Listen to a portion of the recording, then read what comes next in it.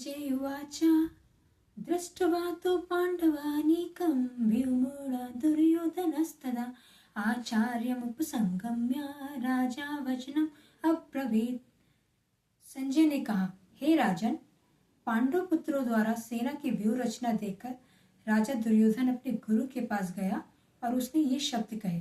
तात्पर्य: धृतराष्ट्र जन्म से अंधा था, दुर्भाग्यवश वह आध्यात्मिक दृष्टि से भी वंचित था और वह यह भी जानता था कि उसी के समान उसके पुत्र भी धर्म के मामले में अंधे हैं और उसे विश्वास था कि वह पांडवों के साथ कभी भी समझौता नहीं कर पाएगा, क्योंकि पांचों पांडव जन्म से ही पवित्र थे।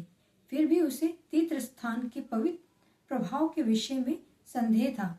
इसीलिए संजय युद्ध भूमि की स्थिति के विषय में उसके प्रश्न के मंतव्य को समझ गया। अतः वह निराश राजा को प्रोत्साहित करना चाह रहा था।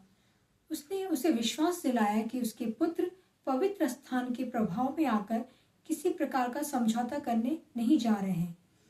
उसने राजा को बताया कि उसका पुत्र दुर्योधन पांडवों की सेना को देखकर तुरंत अपने सेनापति द्रोणाचार्य को वास्तविक स्थिति से अवगत कराने गया।